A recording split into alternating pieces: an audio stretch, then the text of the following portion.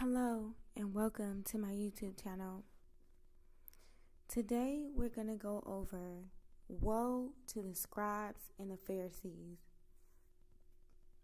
In this section, this is where Christ is speaking. Let us begin. In Matthew chapter 23 is where we will begin. Verse 1. Then Jesus spoke to the multitudes and his disciples. So this is who Jesus was speaking to, the multitudes and to his disciples, saying, the scribes and the Pharisees sit in Moses' seat. Therefore, whatever they tell you to observe, that observe and do. But do not do according to their works, for they say and do not do. Okay, for they say and they do not do. Now, what Christ is doing right now is he's describing the scribes and the Pharisees and what, actions they do and what they look like and things of that nature. So as we continue forward, we're going to pay attention to those things and kind of get into that a little bit. For they bind heavy burdens hard to bear, and they lay them on man's shoulders, but they themselves will not move them with one of their fingers. Okay, they bind heavy burdens hard to bear and lay them on man's shoulders, but they themselves will not move them with one of their fingers. Okay, this is the kind of things that they do. They bind heavy burdens. They sit at Moses' seat. And Moses, was the one who, gave out the law. Why do I always stress so much about the law, the law, the law? It's because a lot of people are getting caught up in the old covenant. Not that it's unimportant, not that you don't need to know of it, because you need to know of it and understand it in order to understand why did Christ come? Why did he have to come die for us? Why, was he prophesied about by the prophets in the Old Testament? You have to understand those things, because if you don't, then you wouldn't really understand why you need to be baptized, why he came, why he died, all of those things. You wouldn't understand it because you would never know what sin was. So the scribes and the Pharisees, they sit at Moses' seat, which is the first 5 books of the Bible itself. Those are his books right there. So understand that portion. And what they do is they bind heavy burdens hard to bear, which is what the law is. But, Christ has also told us that his burden is light. His yoke is easy. Okay, so there's a difference between the scribes and the Pharisees that sit at Moses' seat and what Christ was teaching when he came. Something different. This is what I came for. This is why I came. This is the new covenant. This is why I did this for you. Because my burden is light. My yoke is easy. Verse 5 says, but all their works they do to be seen by men. So the things that they do, referring to the scribes and the Pharisees, they do their works to be seen by men. They make their phylacteries broad and enlarge the borders of their garments. Okay? They make their phylacteries broad and enlarge the borders of their garments.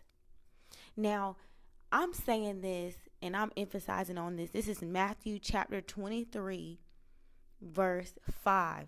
Okay? Why am I going to pause right here? Because I have noticed, as well as others, because this is conversation that, has come up a few times when, just networking with other so-called African Americans. And, they're starting to find out about the Hebrew Israelite groups and things of that nature. Just like, as we all have started to do as far as, us being, awakened and starting to understand who we are as a people and our history, and we're digging and we're finding, because this is what, prophecy has said was going to happen. And through conversation with some other people, we have noticed that the Hebrew Israelite groups, they remind us of the scribes and the Pharisees. Like, they're modern day scribes and Pharisees. And that has been said, multiple times, that what they do and how they move and how they operate seems to be like modern day scribes and Pharisees. And when in verse 5, where it describes how they do things as far as their clothing, it's like that was something that's emphasized. Oh, where your fringe is at, where's your border ain't like this, you know what I mean? Like, that is something that they emphasize within those organizations. Why do I know? Because I used to go to one. I used to learn with one. And so I did receive some knowledge there as far as, the history is concerned. But the anointing is just not there. It's something missing. And that's okay. I mean, they'll find their way, or however the Lord moves, let his will be done. I don't have nothing to say about it. But that information, as far as their borders being enlarged and their phylacteries broad on their garments, that is so true. And this is Christ speaking himself. He gave us indicators of, hey, this is what these people do. This is what they look like. This is how they dress. This is what they make men feel like. So I can't ignore what Christ has told us over what, some person that, has done some research is saying. Like, it still has to go back to, what does the word itself say? Forget, theories and opinions and people's speeches or whatever. What does his word say itself? So reference Matthew chapter 23 for this information, so you can read it for yourself, because it is word for word. Verse 6, it says, they love the best places and feasts, the best seats in the synagogues, greetings in the marketplaces, and to be called by men, Rabbi, Rabbi, which is, as a quote unquote high title, things of that nature. But it says in verse 8, this is Christ still speaking. He says, but you do not be called Rabbi. Now remember, in verse 1, it says, then Jesus spoke to the multitudes and to his disciples. So this is who he's speaking to. He's speaking to the multitude, but as someone who is a believer, you are his disciple. So don't put yourself in the category of the multitudes. You're just someone that's hanging around and hear what's going on. You just see a crowd, so you just listening. No, if you are a believer of him, then you are one of his disciples. And, if you don't consider yourself one, then that, that's still personal. But anyway, this is who he's speaking to, his disciples. He says, but you, in verse 8, you do not be called Rabbi, for one is your teacher, one, the Christ. Okay, that is who your teacher is, and you are all brethren. Okay, verse 9, it says, do not call anyone on earth your father, for one is your Father, he who is in heaven. So that means your daddy that helped bring you into this world, you are supposed to call them your daddy. You are not supposed to reverence them as your father, because your Father is one who is in heaven. That's it. This is what he said out of his own mouth. This is Jesus speaking to the multitudes and his disciples. In verse 10, it says, and do not be called teachers, for one is your teacher, the Christ. So you're not supposed to be called a teacher, because there's one person that's supposed to be, one entity, one thing. One is your teacher, which is the Christ. This is what it says. And do not be called teacher, for one is your teacher, the Christ. Okay? So no one else should be called a teacher, really, but him. Let us continue forward. Verse 11 says, but he who is greatest among you shall be your servant. And whoever exalts himself will be humbled, and he who humbles himself will be exalted. So let's understand that portion. Whoever exalts himself will be humbled. So if you exalt yourself, if you raise yourself above others, I think I'm better than you.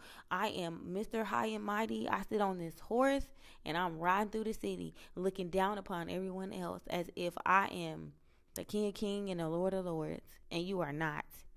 sir or ma'am. But it says he who humbles himself will be exalted. So that means if we apply the principles that, Christ has taught us, if we are really striving to be like him, then we will be in that category of being humbled. Because if we are striving to be like Christ, then what he was doing, what he was saying, how he was doing it, how he was saying it, that's what we're going to imitate. We're not going to imitate what we see someone else doing. We're going to read his word. We're going to know what he said, how he said it, when he said it, who he was talking to. And it's going to keep us in a certain position because our mind is going to be right. We're going to stay, okay, we have to stay humble because it's by his mercy and his grace that, we're even able to take that next breath, to even see, to even walk, to even speak, to even do anything. Let alone receive the promises, receive his righteousness. Some of us need to be glad that we know how to read because there's some people that cannot read. It's sad to say that I've seen grown men stand before the church and can't even read 5 scriptures, maybe even 7. It's heartbreaking. Because that lets me know that when they understand something, it's because someone told them. They received that information by word of mouth only. And then there's that notion of the game telephone. By the time what I said gets to somebody else, it's going to be said so many different ways because there's so many different perspectives and so many ways it can be broken down before it gets to that person. And it might not be what I said verbatim. So they can't go back to the scripture and read it for themselves and get the understanding because they don't know how to read. So be grateful if you can. Be humble. And you will be exalted. That's what it says in verse 12. Verse 13. But woe to you, scribes and Pharisees, hypocrites, for you shut up the kingdom of heaven against men. For you neither go in yourselves, nor do you allow those who are entering to go in. Now, he's still describing the scribes and the Pharisees. He's giving you a description as to what they do and don't do, what they wear, what they say, what they consider themselves to be, how they may exalt themselves. He's also called them hypocrites. So be mindful and, be aware of the signs and, I guess the signs of who those people are today. These are the same people that crucified Christ, really. So they may not be too fond of those who are really following Christ because they are the ones that help partake in him being crucified. Nonetheless, it had to be done because it was written. So, let his will be done. But it doesn't change, it doesn't change that. It doesn't change that these are the same people. So verse 14, it says, woe to you, scribes and Pharisees, hypocrites, for you devour widows' houses, and for a pretense make long prayers. Therefore you will receive greater condemnation. It says, woe to you, scribes and Pharisees, hypocrites, for you travel land and sea to win one proselyte, and when he is won, you make him twice as much a son of hell as yourselves. So this means that they travel all around everywhere under the sun to try to win a soul. But once you win that soul, you condemn them right to hell twice as much as yourself. Christ called them the sons of hell. Wow, that's deep.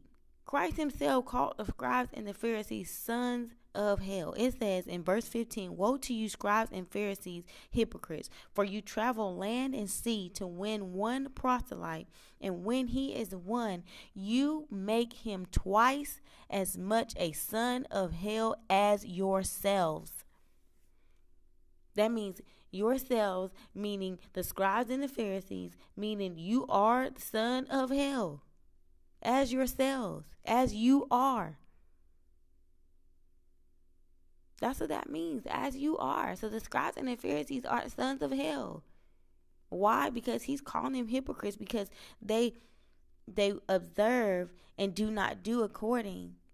They don't do it. They want to do it to be seen. They want to be called rabbi, rabbi. They like to exalt themselves. They bind heavy burdens and lay them on men's shoulders, but they themselves will not move them with their fingers. This is Christ speaking.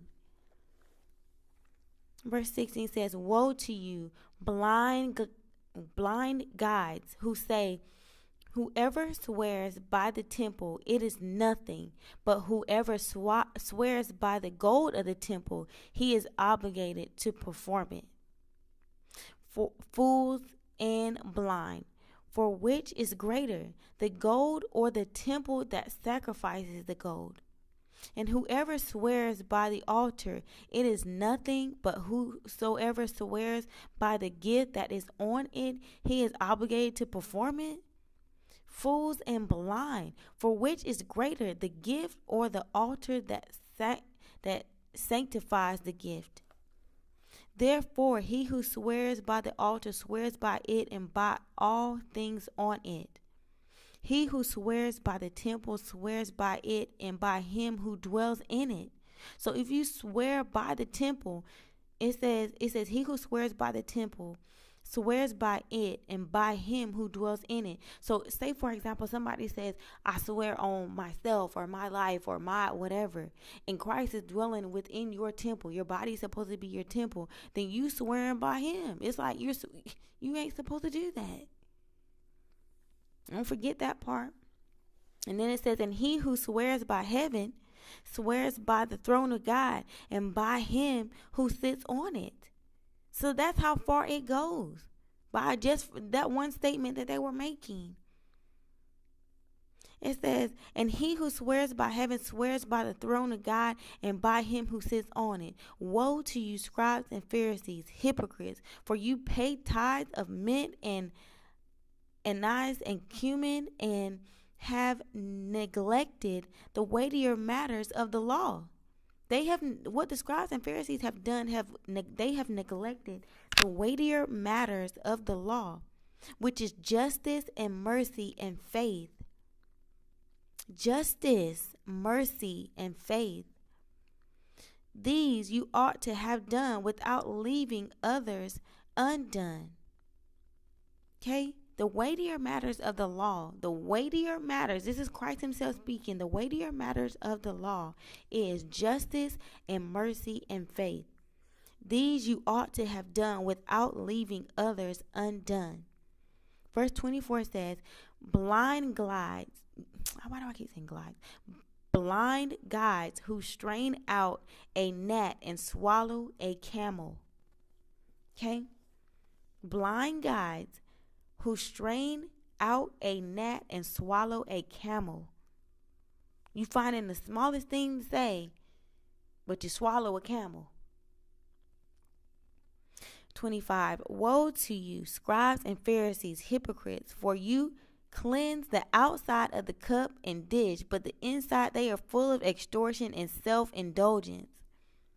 Now, this is so deep and so important, because the way that Christ has described that, it's like you wash the outside of the cup. So if somebody goes in the cabinet to grab a cup, it looks like from the outside, oh yeah, this is a clean cup, let me use this. But then when you look inside of it, it's still some food and stuff in there. Or I know that is so nasty, but it is the way that he described it. I read it verbatim. It says, for you cleanse the outside of the cup and the dish, but inside they are full of extortion and self-indulgence. Now, extortion is, you taking money from people. You're pretty much making someone else look bad and, getting money off of it, pretty much. And that's what they do. They make money off of making someone else look bad. And if somebody says something, about it is like you don't even do it yourself. That's what makes you a hypocrite. So it's like that's what extortion is. I'm making you look bad, okay? But I'm making some money off the fact that I'm making you look bad. But I'm not doing it though. Like what? That's why he's calling them hypocrites.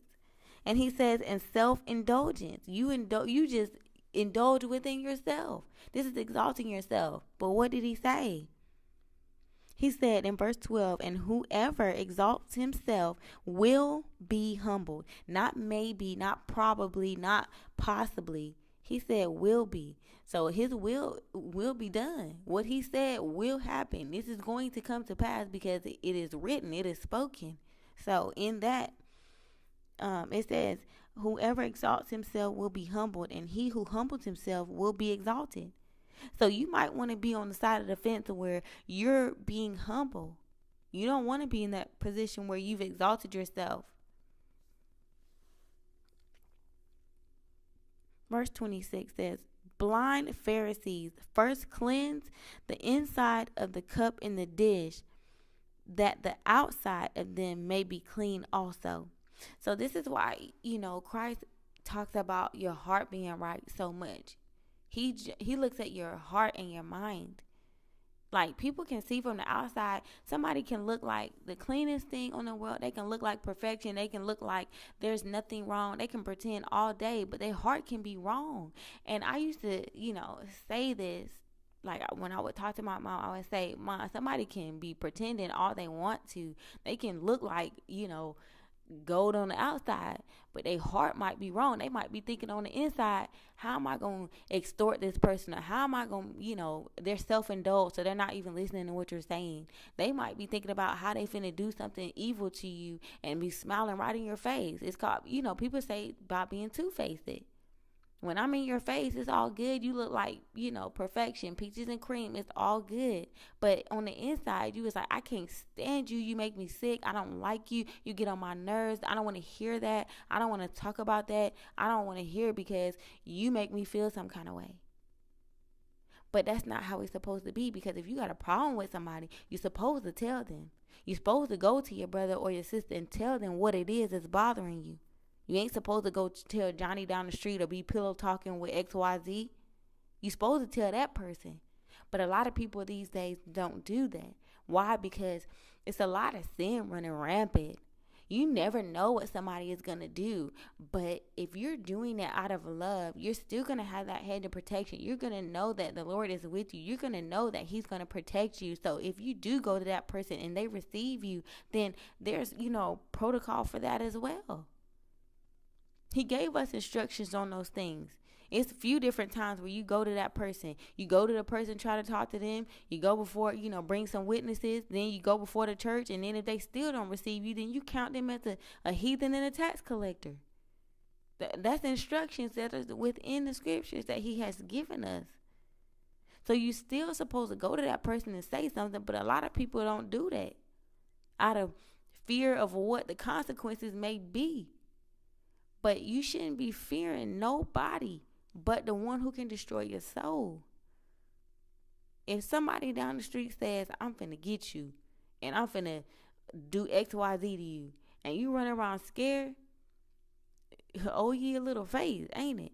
You don't believe that the Lord is going to protect you, or it's his will that's going to be done. Who is in control at all times? It will only happen if the Lord allows it. But don't touch. Like, for example, when, the devil is allowed to tempt us, the Lord might say, okay, go right ahead, but don't touch their heart, though. Because that's mine. That belongs to me. That's my piece, But not to say that the whole person isn't his, but go ahead. Go ahead and try this person, whatever. That's fine. But don't touch their heart, though. That sometimes is the difference between, that person, understanding that, okay, the Lord is still with him. That person's still going to call on the Lord. That person's still going to rely on God for everything that, is happening, and say, I trust you, I trust you, I trust you. When tribulation comes, Christ told us to be of good cheer, for he has overcome. So when something starts happening, it's like, I got to be a good cheer anyway. The Lord is still good. Thank you that I'm still breathing. Thank you for the things that I do have. Thank you for allowing me, to go through this, because it's perfecting me unto you. This is building my character to be more like you. This is what that is doing for me. This is building XYZ to make me more like you. That's how you're supposed to handle it. That's supposed to bring you cheer. That's supposed to make you happy. That's supposed to exalt the fruits of the Spirit in that moment.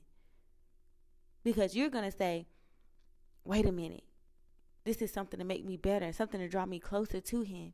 So if I'm doing that part, that means he wants that for me. He wants me to be closer to him. He wants me to be with him more. He wants me to understand him more. He wants me to be more like him. So why is that sadness? It shouldn't be. So be of good cheer, for he has overcome. Verse 27. It says, woe to you, scribes and Pharisees, hypocrites, for you are like whitewashed tombs, which indeed appear beautiful outwardly, but inside are full of dead men's bones and all uncleanness. This is another description that Christ has given us of how the scribes and the Pharisees are. They look like whitewashed tombs. On the outside, you look like pure white. Ain't no speck on you. But on the inside, you are full of dead men's bones and all uncleanness. It's like your outside looks like everything is right, but on the inside, your heart is not right. This is clear.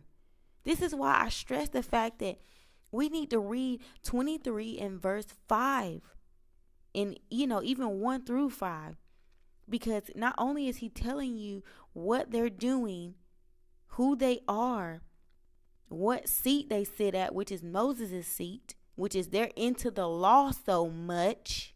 This is why I stress that so much. This is why, like, a lot of, the stuff that I have been given to speak about has to do with the law. Like, wait a minute. Do you want to be considered within these type of people? This is Christ speaking. This is not Johnny down the street who came up with this church, come over here and let's learn this law stuff. This is Christ himself speaking. I'm reading it out of the scriptures. I'm reading what he said. That's why it's so important. Like, how you going to listen to Johnny? When what did Christ say? Is he not the one? Is he not the reason why you even go to church in the first place? Is he not the reason? He said you can't get to the Father except through me. So if you think you can skip over him and just start going to the Most High himself, the Father who art in heaven, you are sadly mistaken, because he said you cannot get to the Father except through me. The Son. Like, is that not obvious? I stress this so much because Christ told us what they look like too. Not only what they do, but what they look like, what they dress like, how they act. If he's telling you this, if I come up to you and say, look, you might not have never seen these type of people before, but this is the kind of stuff that they do. This is what they dress like. This is what they wear. This is what they say. This is the kind of people that they are for real, though. So if you run into these type of people, then you'll be able to identify them like, hold on. Christ told me the other day, he said, this is what they wear, this is what they do, and this is how they is. So now I know these are those people that he was talking about. That's how you're supposed to receive that. You're supposed to understand him and what he's saying. Like, when he's talking to his disciples, he said, my sheep know my voice. That's how you're supposed to receive that. Think about it in everyday life, which it is everyday life, because he says, I will never leave you nor forsake you. So he's with you. So think about it like he's talking to you like, look, this is what these people look like. This is what they act like. This is how they dress. And this is who they really are. I'm telling you this so you know, so you don't get caught up with that, because this is what they are, the sons of hell. They gonna bind you with heavy burdens. Okay, please. But he trying to save you out of that. This is what it really means to be saved. If he tells you ahead of time and he gives you instructions and he's like, okay, I'm telling you about these people. Don't go over there with them. Don't watch, you know what I'm saying? Be careful when you around them. Observe, but don't do as they do don't do as they do according to their works. That's what he said. You can observe and you can watch, but don't do as they do according to their works, because this is what it is for real. He told you. So it's like he gave you fair warning. That's saving you out of that, because you get caught up with them and what they doing and how they doing it. First of all, you going against what he said. So that's already backwards, number one. So if you going against what he said, then that makes you what? Antichrist, don't it? And so what makes you an antichrist is you're not with Christ, because you're going against what he said when he told you and gave you instructions according to what to do and how to do it. So if you antichrist, then what does that mean? If you ain't Christ, then what are you? The sons of hell, like he said. Let us continue forward. Verse 28. It says, even so, you also outwardly appear righteous to men, but inside you are full of hypocrisy and lawlessness. Woe to you, scribes and Pharisees, hypocrites, because you build the tombs of the prophets and adorn the monuments of the righteous. This is what they do. They build the tombs of the prophets and adorn the monuments of the righteous. Okay? And they say, if we had lived in the days of our fathers, we would not have been partakers with them in the blood of the prophets. Therefore, you are witnesses against yourself that you are the sons of those who murdered the prophets. Let me read that to you again. It says, verse 29, woe to you, scribes and Pharisees, hypocrites, because you build the tombs of the prophets and adorn the monuments of the righteous, and say, if we had lived in the days of our fathers, we would have not been partakers with them in the blood of the prophets. Therefore, you are witnesses against yourself, okay, that you are the sons of those who murdered the prophets. Okay, these are the witnesses against themselves, the scribes and the Pharisees, that you are the sons of those who murdered the prophets. Just told you that. They don't like the prophets. They are witnesses against themselves that they are the sons of those who murdered the prophets. 32. It says, fill up then the measure of your father's guilt. Okay, fill up then the measure of your father's guilt. Verse 33 says, serpents, brood of vipers, how can you escape the condemnation of hell? This is Christ speaking. He said, how can you escape the condemnation of hell? How can you do that? He said, therefore, indeed, I send you prophets, wise men, and scribes, some of whom you will kill and crucify, and some of them you will scourge in your synagogues and persecute from city to city, that on you may come all the righteous blood shed on the earth. Now, this is deep, because he said all the righteous blood shed on the earth, not in one location. He said all, first of all, and he said on the earth. He said, from the blood of the righteous Abel to the blood of Zechariah, whom you murdered between the temple and the altar. Now, Abel is in the beginning now. Y'all know that.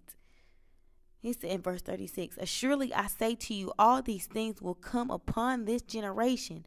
O Jerusalem, Jerusalem, the one who kills the prophets and stones those who are sent to her. How often I wanted to gather your children together as a hen gathers her chicks under her wings, but you were not willing. They're not willing. Okay, this is Christ himself speaking. He said, but you were not willing. How often I wanted to gather your children together as a hen gathers her chicks under her wings. That means he wanted to take you in. He wanted to love you.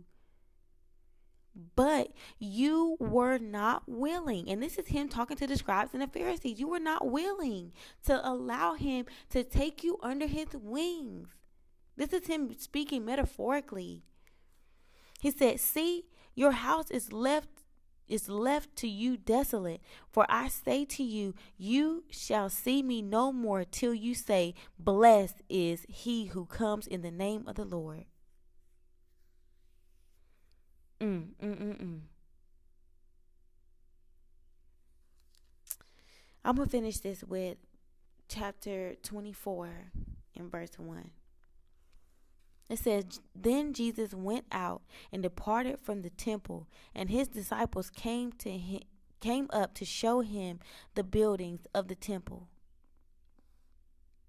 Okay? So this is when he left, and then the disciples came to him and showed him the buildings of the temple. So he was out of there.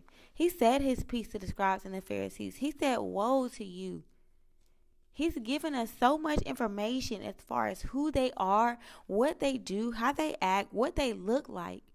And if your eyes are really open, you will be able to identify those people in this day, in modern day, because you know what Christ has told you. What did he say? He told you. So if you get caught up with that, that's on you. That's on your own. You did that. But just know Christ himself gave us information in regards to who those people are, how they act, what they do, whose seat they sit at, who they killed, whose blood is on them, how will they escape hell. He called them the sons of hell. On top of that, and if you don't get it from all of those descriptions that he has given, at least get it by the signs that you can see plain as day, that they make their phylacteries broad and enlarge the borders of their garments. If nothing else, receive that part. I know you see that. Be careful, but know what Christ has said. You have to know his word for a reason.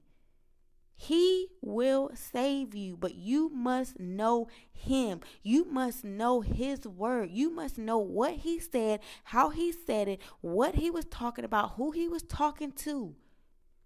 That's the only way for you to be saved. That's it. You must believe what he has told you. He came for you. But if you can't hear from him, you don't understand him, you don't know what's going on, you're not reading it, you're not understanding it for yourself, you're not trying to have that personal relationship, you're not doing anything, by faith, then what happens? You get caught in a flood of lies, don't you? Don't get caught up in the flood. He said, as in the days of Noah. Now, it may not be a flood this time where water is everywhere. It's not going to be, the flood of lies this time, because he said in the next portion, which is going to be the next video, the Great Tribulation, because it's right next.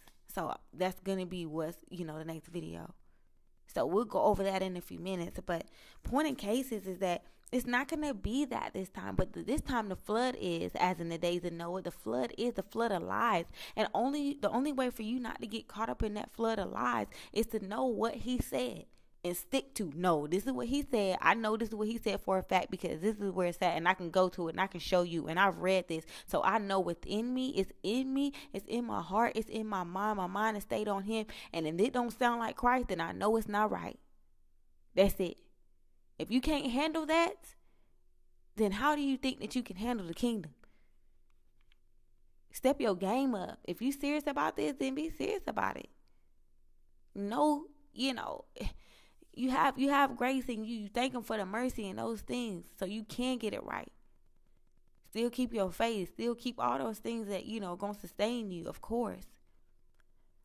But if you start to understand the errors of your ways, and you gonna do something about it, then, hey, do something about it fast as you can. As soon as you, hold on, wait a minute. I know I'm messing up, so I got to do something about this now, not yesterday.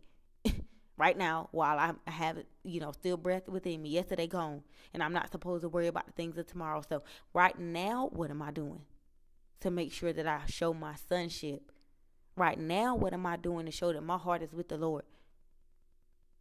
Right now, don't worry about what it looks like on the outside. I might look like Hobo the Clown. I don't know. But on the inside, is my heart right? That's what he's looking at. Where your heart at?